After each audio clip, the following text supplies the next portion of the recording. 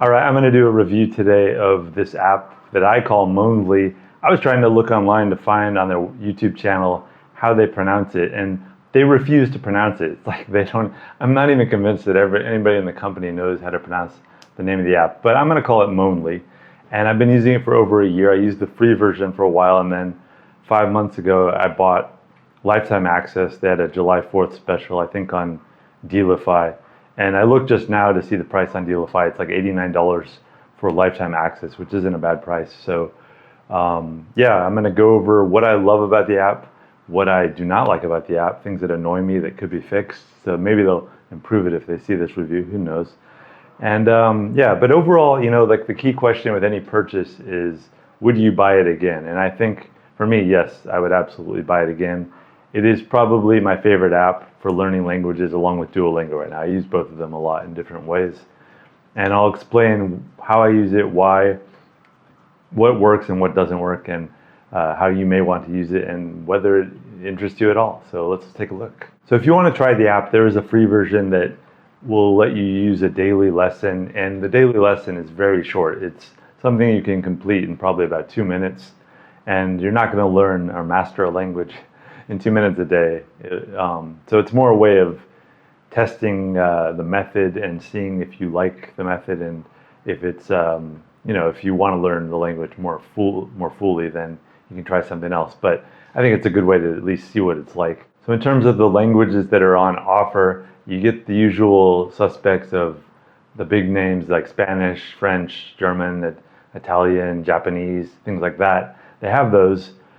But the things that kind of caught my eye were like languages like Tagalog, Latin, Thai, Bengali, and Persian. I think Thai was the one for me because I've been trying to learn Thai. So I saw that and I tried it, and I was using the daily lesson with Thai, and it seemed like I wanted more. I wanted to try more. But yeah, take a look at the languages. There's about 41 languages. So yeah, with lifetime access, you can get access not just to those, but to any languages they add in the future. Now, if you look at my language learning playlist that I've made, I've reviewed a lot of different apps. I've looked at like Duolingo, Busuu, Memrise, Mango Languages, Ling, different apps that each have a lot of material in different ways.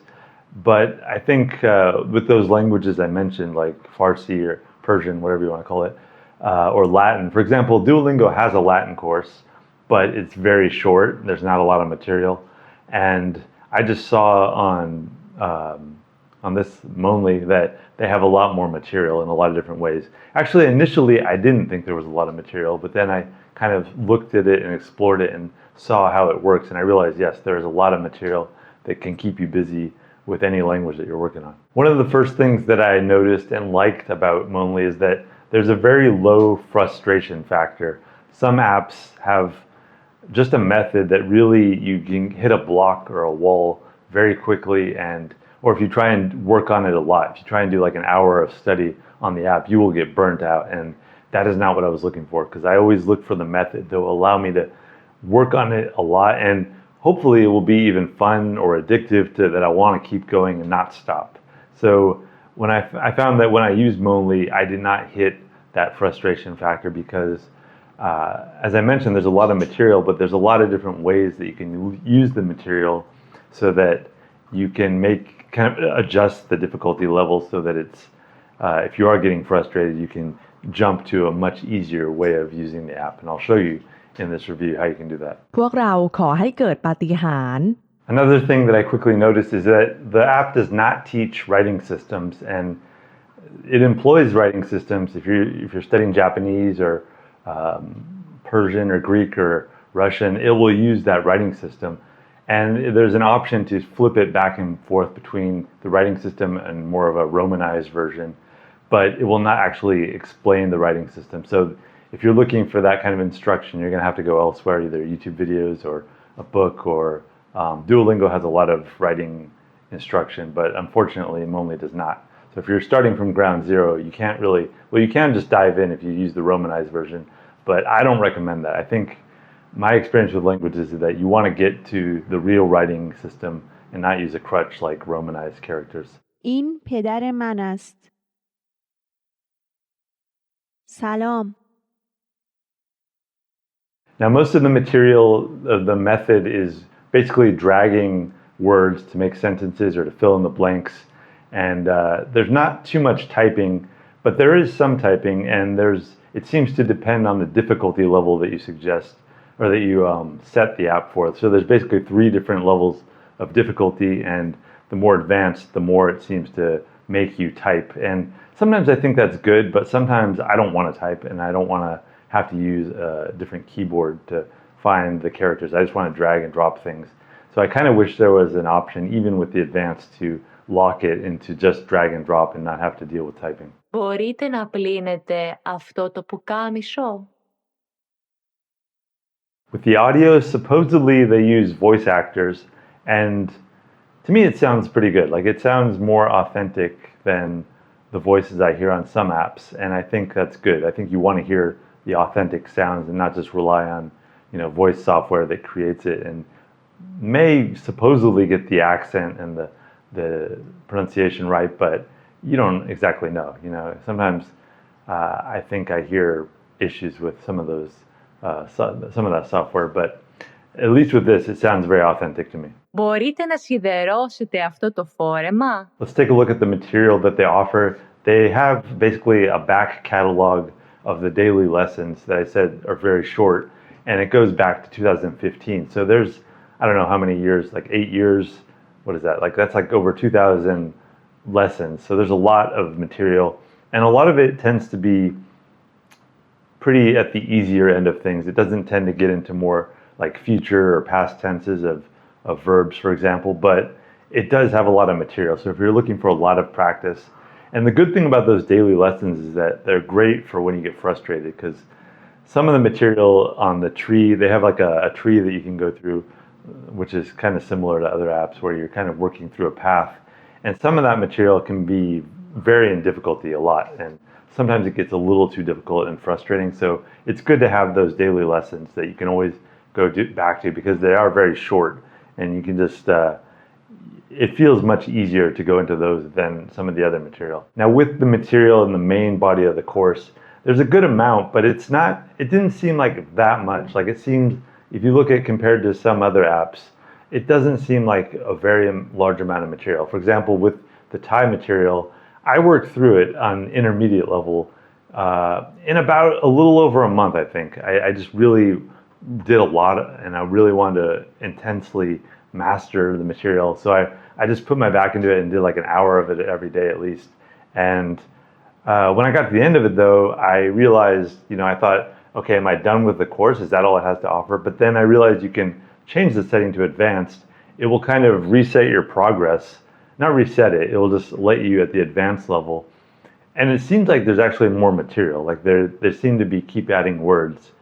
And I thought it would be a little tedious to go back and start again with the same material, but it's not exactly the same material, and it's not the same, I don't know, it just feels like more enhanced. It's not just repetitious like I expected it to be. In addition to that, there's also these other sections that are supposedly focused on careers. Like, if you work in like some service industry, like restaurants, for example, there's a module on restaurants. I don't know, like 20 different lessons. And some of those seem pretty advanced. I've done some of them. And with the other parts of the course, you can set the difficulty level. The only thing I don't think you can set the difficulty level for is the daily lessons. Those seem to be kind of locked at beginner level. And but there seems like a lot of material is the point. And you can basically pick what level of difficulty you want. And then, as I said before, it doesn't have burnout if you do decide to do a lot of material at once. I find with studying, not just languages, but with anything, if you can get 2 hours in a day, or just a 2-hour session, maybe once a week or whatever, you're going to start to notice that as like improving you. And if you can get to 3 hours a day, that's really you're going to see that progress. I noticed that when I started doing piano. Like, if I get 3 hours in a day, which is, I mean, it doesn't sound like a lot in some ways, but it is a lot.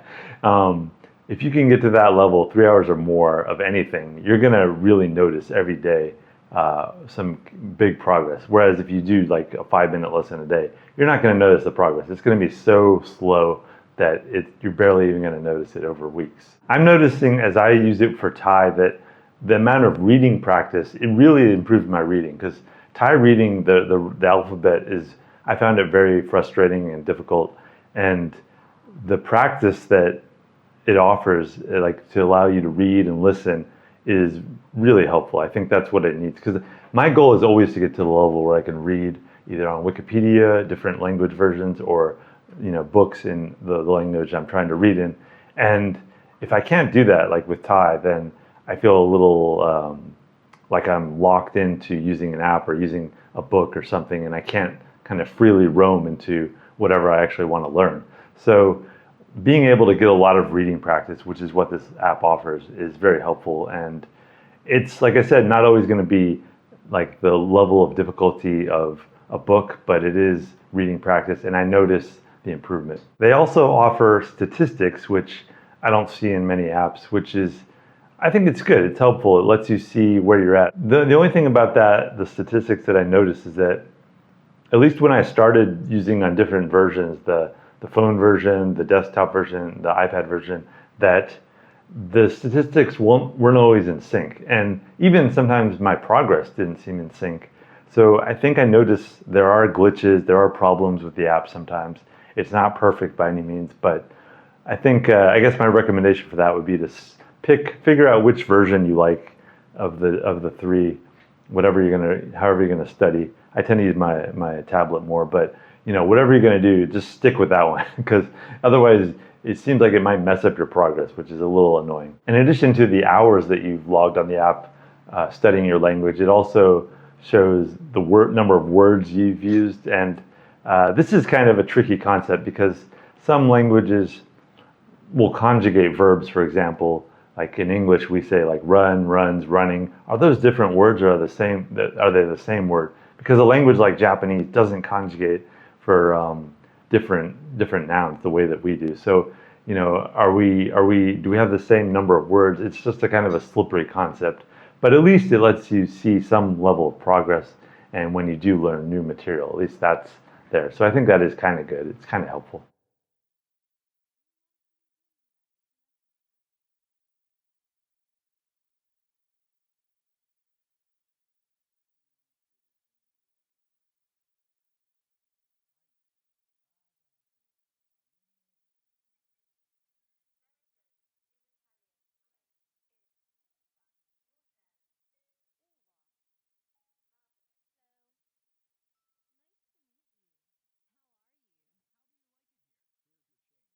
Now, one thing I always recommend to people is that they not rely on one app or one learning material, because at some point you just want to encounter the language in its most natural form.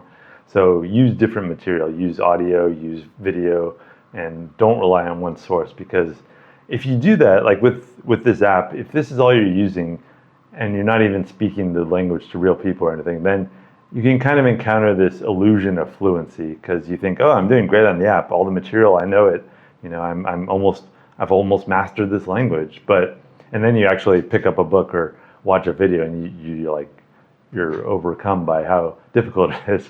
So don't get frustrated by that, because that's natural. It's slow. It's a slow process to really master a language, but allow yourself to encounter different material and different levels of difficulty. พวกเราคุยกัน I did mention that there are different versions of the app, and I've used all of them. Like, I used the desktop for a while, and finally I settled on the mobile versions and the iPad version, because I did notice sometimes they will ask you to input the characters, and if I'm using like Thai and I have to input the characters, then I need on my desktop, on my computer, to have the keyboard input, and if I don't have that, I have to put it on there and figure out where they are to type. It's just a lot easier, I found, to use on my tablet. But whatever version you like. I just noticed that overall I would say that they're the same, but there are very tiny differences, and there are also these glitches. Like with Thai, anytime I entered a certain character, the app would crash, which was I messaged them about it, they never fixed it. So things like that are kind of annoying, but like I said, overall I am happy with the app. It's just every now and then little problems come out. One thing in the app that I see are these conversations and chatbots. Milyen típusú szobát szeretnének?